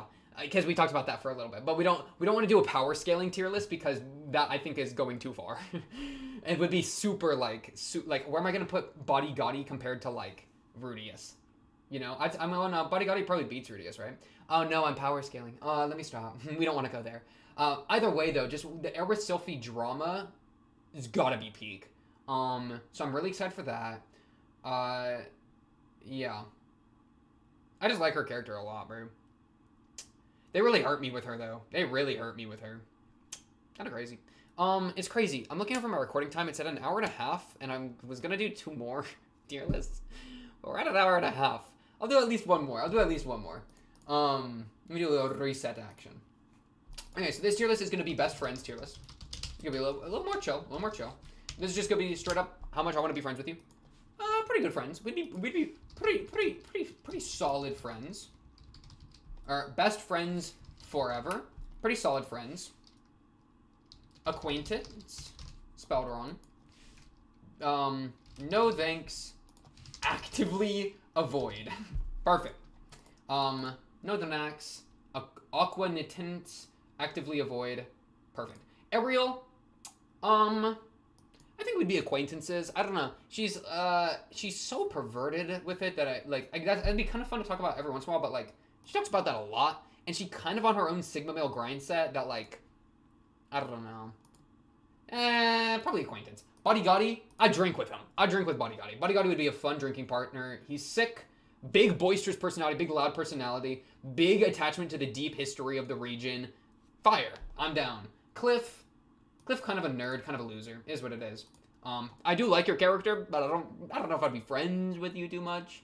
You're kind of an elitist, kind of a nerd. Is what it is. Conrad's a bro. Conrad's a bro for sure. Darius is a hard no. Derek, I don't know who you are. I'm just gonna say no thanks. Elena Lees. Ooh, would I want to be friends with Elena Lees? We'd be at least acquainted. I'd be down to acquaintance with Elena Lees. Because she's kind of fun. She kind of got like a fun-loving personality. But just like, I feel like Roxy, bro. Where it's just like constantly, it's like, oh my goodness, okay, another orgy, you know, like, I can only walk on this so many times, Elena Lees. Elise seemed nice. I liked Elise, actually. Elise seemed like a really chill person. Just being like, hey, let's talk about some sexual trauma. Let's talk about brothel. I'm a prostitute. Talk to me. Here for it. Gallade, get away from me. Darius is worse, though. Grabul is a no thanks because he's scary. He's gonna manipulate pawn me like I'm a pawn in his little chess game, bro. I'd prefer Cliff, though. I'd prefer Cliff over Derek, at least. Genius, no thanks. You're just an old guy. I'm not gonna try to befriend the principal of a school, bro. Like, come on. Julie, friends is a weird word. One of these two spots, maybe top of acquaintance for now, where I would like, obviously like be like, I don't know. It'd be like like the little sister dynamic with Zenoba. Like I think that dynamic would be pretty fair. That's different than friends though, so it's a little weird to say. But it's like, oh, like we chill. Like, well, let's go to IHOP. You want to order off the kids menu? You can get the little funny face. You want the funny face pancakes? And Julie's like, yeah, I want the funny face pancakes. Who do you take me for? A loser? No. And she orders the funny face pancakes. I'm down. Have a glass of orange juice too. Sip up. Holy crap. Dub. What is happening? Linnea! We're friends forever. Linnea beats Conrad. Linnea straight up cool. Linnea sick. Linnea cool. Go to personality. Got that bad girl energy. Got that delinquent energy. I'm here for it. Should just be fun to party with. Luke Pilimon. Luke, son of Pilimon. You be in your own head, brother. I'd rather go to IHOP and order funny face with funny face pancakes with Julie than I would go to like a restaurant with and like chill with Luke, right? Or like go hang out with Luke. Cause he's I feel like he's kind of uppity elite upper class. I'm much more like the delinquent Linnea, you know. That's more sick than like the we're the royals, we're the nobles, we're the top of the political world, the class. That's kind of a bit of a bra moment. I'd even give it to Ariel, because at least Ariel is like if I'm gonna go into that social circle, I'm gonna hang out with the most elite, right? But I'd probably rather not go in that social circle in the first place. Man God, you're just a problem, bro. I do not need your twerking booty in my face any day of the week.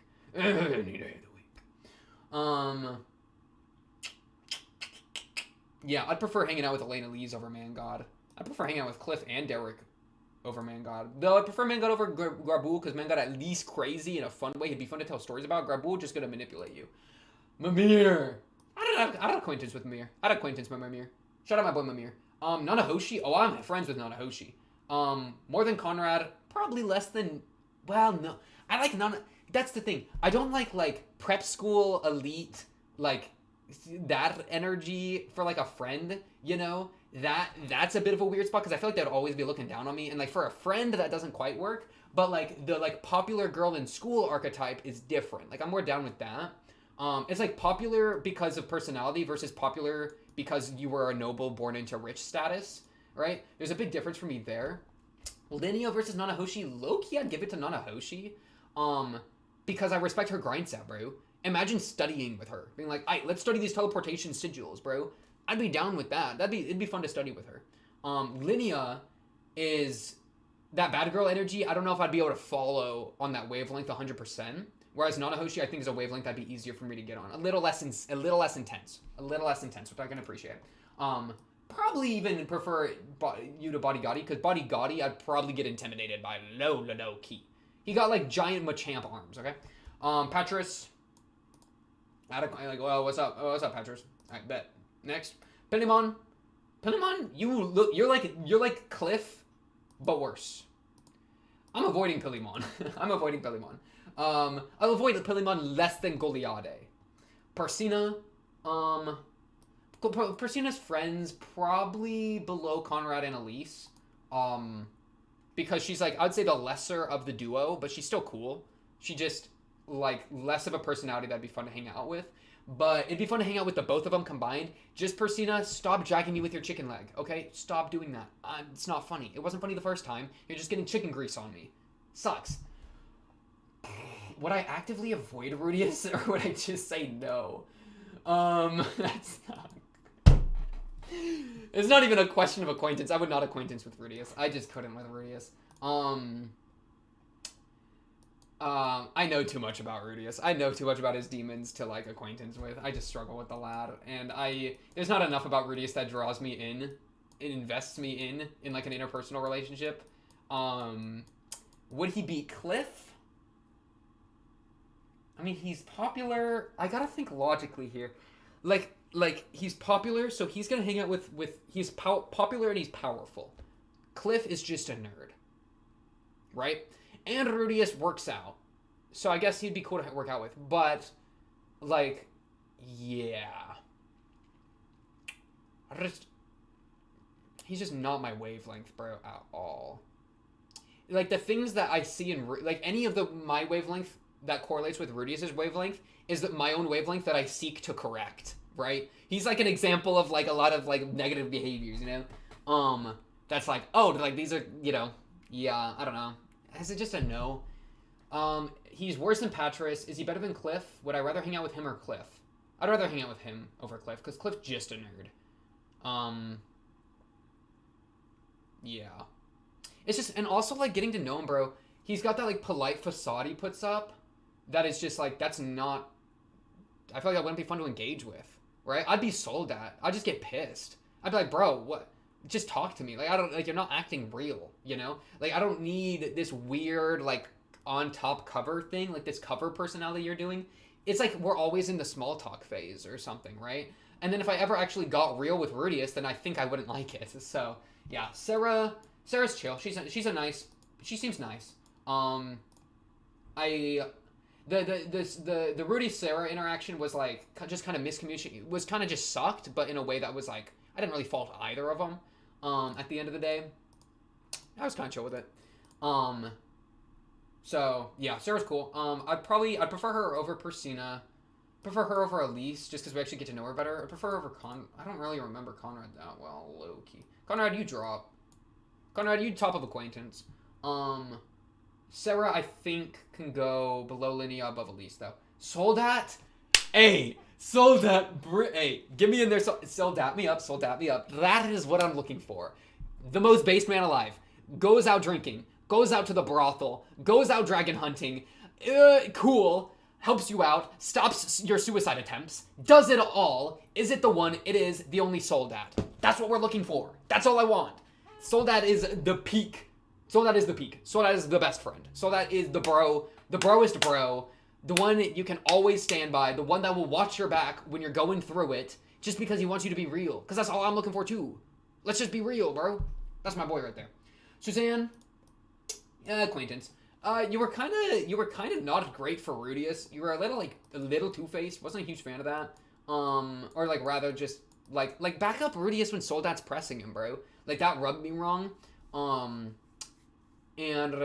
Yeah, you kind of just watching, and then at the end of the day, you like kind of threw in. I don't know. You're just kind of you're worse than Mimir. You're worse than Mimir. But I'd be an acquaintance with you. I'd say, yo, what's up? Yo, what's up? Suzanne, what's good with you? Sophietti, pretty solid friends. Loses to Linnea. Beats Sarah because we actually get to know Sophietti so much more, and I like the shy archetype is kind of like fun in its own way. It's kind of, you know, like it'd be fun to tease. But then she's also kind of sweet in her own way, and like her, you know, talking to Rudy with like the books or whatever. Like those were cute interactions, fun interactions. So I think those are good solid friend moves. Linnea, though, would be more fun. Just more fun to hang out with, right? Compared. Straight up. Timothy. Better than Suzanne. Worse than Mimir. Because Mimir, at least I'm going to make fun of his goofy, green hair. Zenoba's a no thanks. Zenoba's probably a no thanks. How much is Zenoba? Would I actively avoid Zenoba? I probably would. I'm sorry, Zenoba. The figurine thing is just not at all my energy. And him being like I follow social norms a little bit. I wouldn't bully Zenoba. I'm not a bully, but like if he doesn't have if he is the active laughingstock of Linnea, then I would rather befriend Linnea than him, right? Like, I'm sorry, Am I a little bit of an elitist? Mayhaps. Am I a little bit of a bad person? I wouldn't argue otherwise. But when it comes down to it, he's got a goofy bowl cut. You nerd out over figurines. Can't relate. You hump figurines. Can't relate. Yeah. Really simple as. Really not really simple as. Do I need to do any shifting for this? Soldat top, easy. No, Paul would be up here too. Oh, I don't have Eris in here. Eris is somewhere in pretty solid. Probably right above Bodygotti. Maybe even above Nanahoshi, maybe second, maybe top of pretty solid, something like that. But yeah, Soldat for sure on top. Nanahoshi just I like. She's maybe a little basic, but she seems very pleasant, and she got that grind set. Bodygotti, body based. Can't believe I said that unironically. Linnea, delinquent, like it. Sylphietti, very sweet. The book stuff should be fun to just hang out with casually like that. Sarah, same kind of deal. Though different personality, kind of almost like a little bit of a Linnea, but like less interesting, but still Linnea type energy. Elise just seems pleasant. Persina eat chicken, but she'd be a funny she's not like a person I'd be friends with, but she'd be a really great addition to a friend group, right? She'd be a great friend group person. And then Conrad was chill. Julie, fine there. Ariel, fine there. Luke, Elena, Lise. Pretty much the entire squad of Broken Arrow was their name. Pretty much all go with each other. Rudius, probably the top of no thanks. Cliff, Derek, Mangad, Guerrero, Zenoba, Pilimon, Golay, Darius. Yeah, okay, I like that. We'll do one more, but I'm gonna make it omega quick.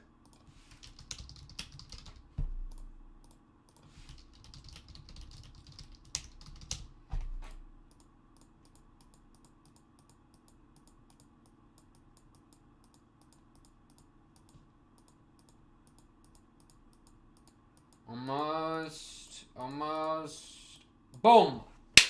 Soldar! The hottest man alive! No. Okay, so this is this is the attractiveness.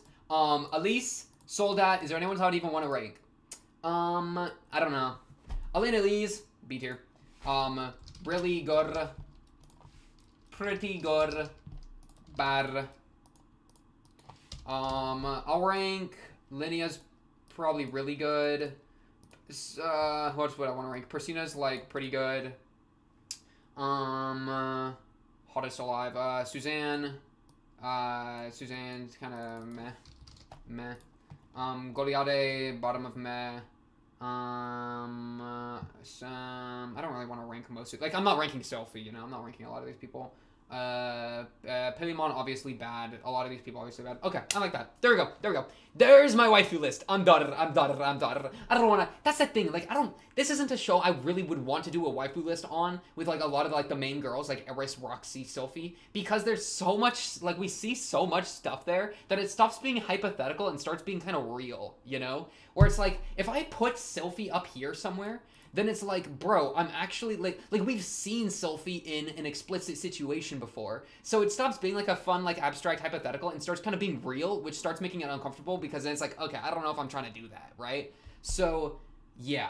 On that note, Man God wins. But yeah, that's all I really got for this one. This tier list of Mushoku Tensei post-Core 1. We'll do probably another one that is a bit more of every character at the end of Season 2, at the end of Core 2, which should be exciting. Really...